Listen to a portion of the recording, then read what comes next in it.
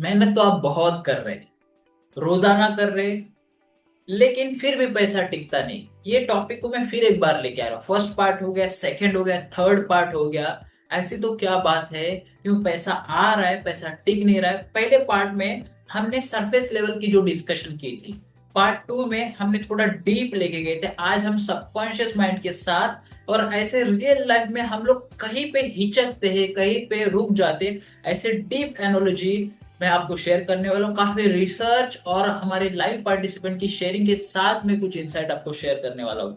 नमस्कार, मेरा नाम है अंबादास और आप देख रहे हैं ऑलवेज।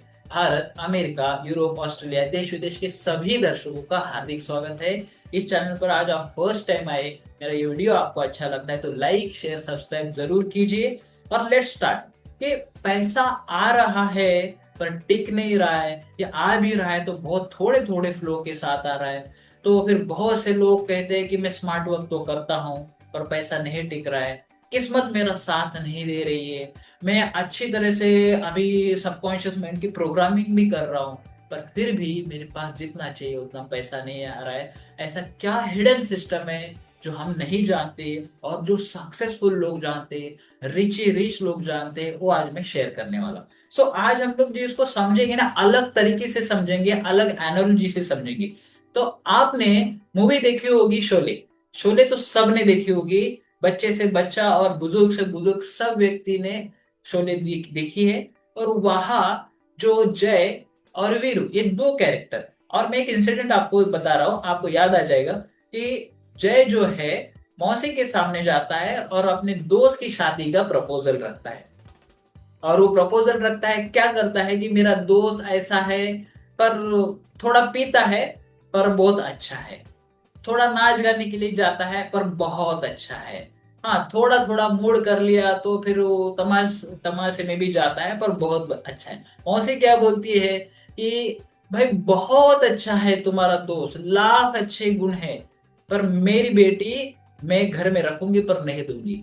अब ये जो डायलॉग है आपको कनेक्ट हुआ होगा, देख लीजिए उस सीन में क्या एनर्जी है, क्या मैं कनेक्ट कर रहा हूं पैसे के साथ। कि आप सब पे बहुत भरोसा रखते हैं, पर वक्त पे आपके ऊपर कौन भरोसा रखता है।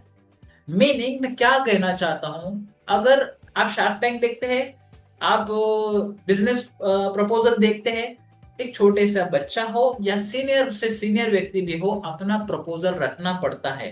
पैसा घर बैठे किसी को भी नहीं मिलता है, पैसे के लिए मुंह खोलना पड़ता है। आप सेल्स में हो या फिर आप कोई भी जगह पे हो, जो व्यक्ति आगे बढ़ता है वो अपनी बात सही तरीके से दिल दिल दुखाए बिना रखता है, और सामने वाले को वो प्रपोजल अच्छा भी रखता है।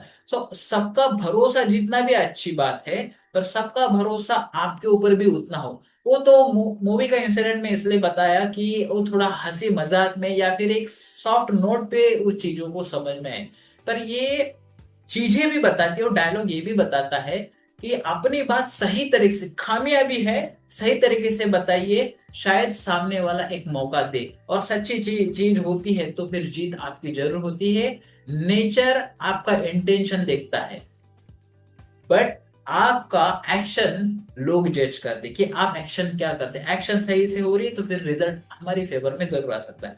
अब दूसरा अगर पॉइंट अगर लिया जाए, दूसरा पॉइंट अगर थ्री इडियट मूवी से अगर हम देखें कि फरहान को बनना था वाइल्ड वाइल्ड लाइफ फोटोग्राफी, पर फादर की इंसिस्ट की वजह से, फादर के प्रेशर की वजह से कहे कि वो इंजीनियर बनने के लिए जाता है। वो सारी चीजें मतलब इंजीनियरिंग डिग्री भी कंप्लीट होने की होती है, बट वो फादर को कन्वे आखिर कर देता है कि पापा मैं एक इंजीनियर तो बन जाऊंगा पर कभी अच्छा इंजीनियर नहीं बन जाऊंगा, और वाइल्ड लाइफ फोटोग्राफी में मैं बहुत थोड़ा कमा लूंगा पर मैं खुश रहूंगा। अपनी बात उन्होंने अपने अब्बा को रखी और सही तरीके से रखी, और वो फादर का और सन का फिर एक इंटरकनेक्शन हुआ। और जो था गिल्ट था, वो तकलीफ थी। पहला पॉइंट, पहला वीडियो में मैंने गिल्ट की बात की, यहाँ पे हम लोग नेक्स्ट लेवल की बात कर रहे हैं। हम जो भी कर रहे हैं, जो भी प्रोफेशन में है, आप जॉब में है, प्रोफेशन में है, सेल्स में है या कोई भी बिजनेस में है, हम लोग उसके end of the day I am very happy, और सुबह उठने के बाद वो इंथुजियाज्म, उत्साह ऐसा महसूस होना चाहिए कि मैं एक काम करना चाहता हूँ, मेरा इंटरेस्ट इसमें है। अगर वो नहीं लग रहा है, हफ्ते में 2 दिन अरे चलो रिलैक्स करते हैं, मजा करते हैं, ऐसा थॉट आता है। पर 5 दिन उठ के फैमिली के लिए, मेरे खुद के लिए, मेरे देश दुनिया के लिए मुझे काम करना है, ये थॉट अंदर से आता है, इंस्पिरेशन आता है, तो that is a one thing कि हम लोग सही प्रोफेशन में सही काम में करें, क्योंकि हमारा काम हमको खुशियां देता है। इकिगाई बुक काफी डिटेल में इसके ऊपर बताया गया, पूरी बुक है कि हमारा काम हमको ओकेशन, प्रोफेशन और खुशियां कैसे दे सकता है, ये उसमें बताया गया, आप जरूर पढ़िए। अब तीसरी जो बात है कि ये दिल मांगे मोर, ये डायलॉग आपने पेप्सी का सुना होगा, अलग एक मूवी में भी सुना, मूवी में भी अलग अलग जगह पे ये आता है कि हमारा दिल बहुत मांगता है।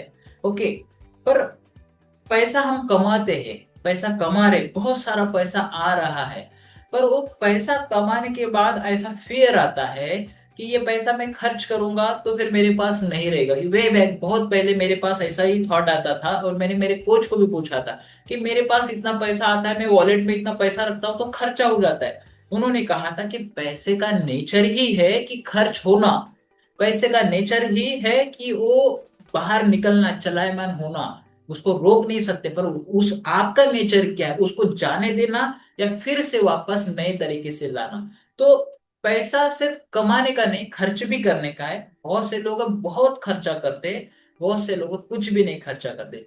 बैलेंस माइंडसेट के साथ, बैलेंस तरीके के साथ जो करता है कि हमको दिल मांगता है मोर, वो ग्रिड से ऑपरेट करते हैं। लेट मी रिपीट यू, वो ग्रिड से, वो लालच से जब ऑपरेट करते हैं तो फिर वो बहुत बड़ा, अभी रिसेंट मूवी भी आया है धमाल 4, उस इस मूवी का स्टार्ट ही ऐसा किया कि लालच से कैसे जिंदगी तबाह होती है। ये पूरी मूवी में यही बात सिखाने की कोशिश की कि लालच जो है वो हमको आगे बढ़ने नहीं देती है। एक टाइम पे ऐसा मोमेंट आ जाता है कि वो लालच अपने जान पे भी बना आ जाती है। तो दिल मांगता है मोर, बहुत अच्छी बात है, पर उसको वो सही तरीके से हम लोग अडॉप्ट करें कि काम नहीं हो रहा है, दिल मांगे मोर, वेरी गुड, पर काम हो रहा है, अच्छा हो रहा है, और फिर out of box wrong way से हम लोग कर रहे हैं, तो फिर आज भी उसका भला नहीं और फ्यूचर में भी भला नहीं है। क्योंकि पैसे का रूप होता है, माता लक्ष्मी भी कहा जाता है और अलक्ष्मी भी कहा जाता है। और पैसे को अगर चैरिटी के रूप में भी माना जाता है, और पैसे को एक ब्राइब के रूप में भी माना जाता है। तो कैसे तरीके से हम पैसे को देते हैं, वैसा वो पैसा रिजल्ट लेके आएगा। सो ये बहुत डीप बात है, ये टी हार्वेकर अपने प्रोग्राम्स में बताते हैं कि पैसे का नेचर क्या है, और मैं उसकी बातें हाईलाइट्स आपको शेयर करने की कोशिश कर रहा हूँ। अब चौथा और बहुत इंपॉर्टेंट, आनंद मूवी तो सबने देखी होगी। आनंद मूवी में जिंदगी बड़ी होनी चाहिए, लंबी नहीं। इसका मीनिंग क्या है कि पैसा ऐसा कमाए, कि हमारे पार्टिसिपेंट शेयर कर रहे थे, पैसा ऐसा कमाए कि लॉन्ग टर्म में भी खुशियां दे, जिसको हमने प्रीवियस पॉइंट में अभी थोड़ा सा एनहांस भी किया।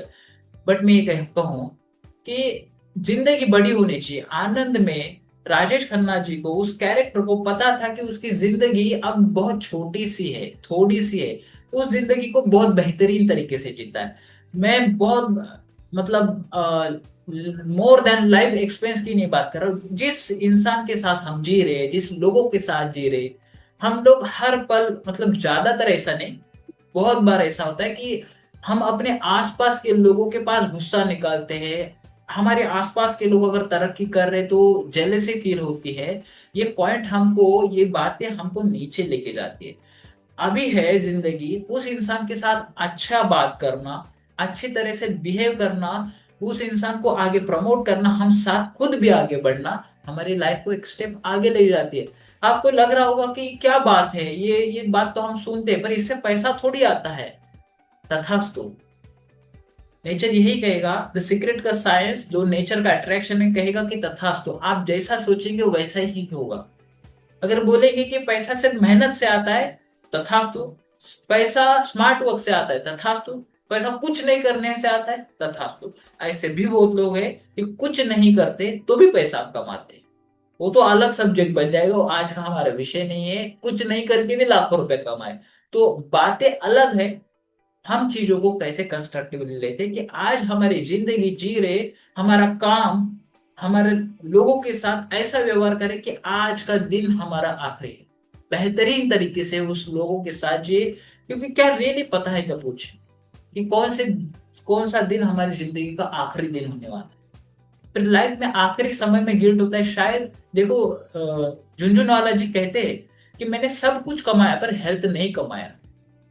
पैसा बहुत बहुत उनकी जनरेशन टू जनरेशन चलेगा, और वो सोचते हैं कि हेल्थ नहीं आया। तो हेल्थ है, खुशियां है, जिन लोगों के साथ प्यार से रहना है। ऐसा लगता है शायद मेरे बेटे के साथ अच्छा मैंने व्यवहार किया होता तो बहुत अच्छा होता, मेरी माँ के साथ अच्छा व्यवहार किया होता, अच्छी बात की होती तो अच्छा, बहन से अच्छा बात किया होता तो अच्छा होता, मेरे भाई से अच्छा बात किया होता तो बहुत अच्छा होता। हस्बैंड वाइफ रिलेशन, हर एक रिलेशन में आप देखिए कि हमको लगता है कि क्या कर रहे, हमारी मन की बात नहीं होती तो गुस्सा आता है। क्या उसके और तरीके नहीं ढूंढ सकते? चाहे तो जैसे टीम खेलती है तो एक तरीके से अगर ब्लॉक कर देती है सामने की टीम, तो दूसरी तरीका खोजते हैं। स्पेन ने यही करके दिखाया वर्ल्ड कप जीत के।